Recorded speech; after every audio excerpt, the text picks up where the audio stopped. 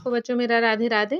आज हम आपको है जो संगीत में बानी के बारे में बताएंगे। क्या होता है बानी और कितने प्रकार की होती हैं बानियां, डिटेल में बताएंगे। तो देखिएगा, बानी किसे कहते हैं। ध्रुपद गायकों को अलग अलग शैली या रीतियों को बानी का बोध होता है। बानियां अकबर कालीन ध्रुपद गायक के ध्रुपदों की गायन शैलियां या रीति की। इन बानियों का संबंध अकबर के 4 श्रेष्ठ कलाकारों में से जैसे तानसेन, ब्रजचंद राजा, सम्मोहन सिंह और श्रीचंद से लगाया जाता है।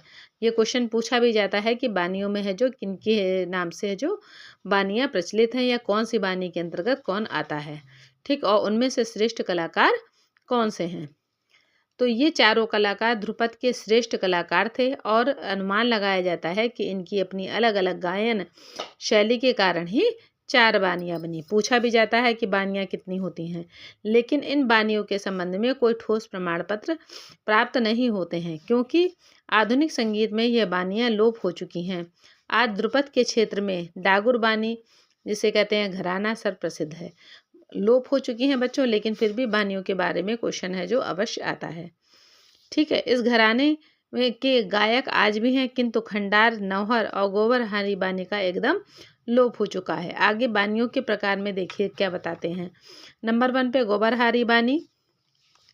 इसे शुद्ध बानी भी कहा जाता है। यह बानी मियाँ तानसेन से संबंधित थी। तानसेन गौड़ ब्राह्मण थे, अतः इस बानी को गौड़ी बानी भी कहा जाता है। इसका प्रधान लक्षण प्रसाद गुण का होना है। इसकी जाति धीर थी। इस बानी को राजा की उपाधि दी गई। तानसेन की बानी को सेनिया बानी भी कहा जाता है। इस बानी में है जो सेनिया बानी है जो ज़्यादातर आपका नाम है जो इससे आता है। नंबर 2 पे है आपका खंडारी बानी। इस बानी का संबंध राजा सम्मोहन सिंह से माना जाता है तथा राजा सम्मोहन सिंह अकबर के दरबार के एक उत्कृष्ट वीणा वादक थे। वे खंडार नामक गांव में रहते थे, इसलिए इनकी वाणी खंडारी बानी कहलाई। इस बानी को फौजदार की उपाधि दी गई। इस बानी का प्रधान लक्षण विचित्रता एवं तीव्र रसोदीप्तता थी। इसकी गति अधिक विलंबित नहीं होती थी। अलादिया खां, वजीर खां, समरुद्दीन खां इस बानी के गायक है जो हुए। ठीक है, तो इस बानी में खंडार बानी में या खंडारी बानी में है जो कौन कौन लोग प्रचलित है, इससे रिलेटेड थे।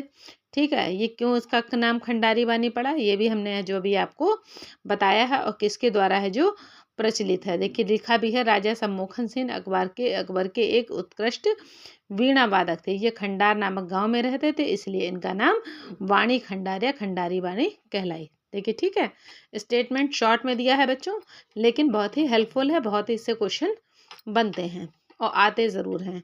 फिर है नंबर 3 पे डागुर बानी। डागुर बानी किसे कहते हैं। इस बानी का संबंध अकबर के दरबारी गायक ब्रजचंद जी से था, जैसा कि भी हमने आपको पीछे बताया।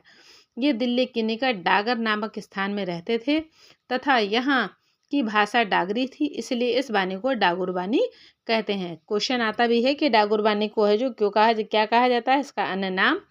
ठीक, और इससे है जो रिलेटेड क्या है। कुछ लोग डागुर बानी के आविष्कारक स्वामी हरिदास को मानते हैं। इस बानी को दीवान की उपाधि दी गई।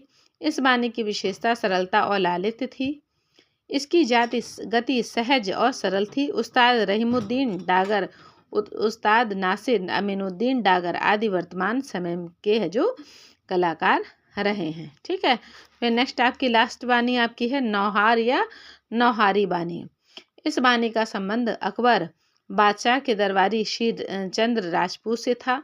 ये नौहार गांव में रहने वाले थे। यहाँ की भाषा नौहारी थी, इसलिए इसकी शैली अथवा बानी का नाम नौहारी बानी पड़ा। कुछ लोग नौहारी बानी के आविष्कारक तानसेन के दामाद सुजान दास जी या हाजी सुजान खां को भी मानते हैं। इस बानी को सेवक की उपाधि दी गई। इस बानी का स्वरूप बुलंद आवाज में कई स्वरों का उल्लंघन करते हुए दिखाया जाता था। इससे किसी भी रस की पुष्टि नहीं होती। करामत अली खां, खादिम हुसैन, बशीर खां, मोहम्मद खां, विलायत हुसैन खां तथा आदि इस बानी के गायक हुए। जैसा कि हमने आपको बताया है, बताने से स्पष्ट है, क्वेश्चन हमने आपको बताए हैं, इससे कितने क्वेश्चन बनते हैं तो इसको आप देखिएगा। ठीक है, एक एक चीज़ हमने आपको स्पष्ट बता दी है, शॉर्ट में बताई है, लेकिन मेन पॉइंट्स बच्चों है जो बस इसी से ही है जो इसके पूछे जाते हैं। तो इसका एक एक स्टेटमेंट बच्चों बहुत ही इंपॉर्टेंट है। ठीक है, तो इसको सारे बच्चे खूब ध्यान से अच्छे से पढ़ेंगे। ठीक, और है जो हमारे चैनल को लाइक शेयर और सब्सक्राइब आप ज़रूर कर दीजिएगा। आई होप कि मेरी बात आपको समझ में आई होगी।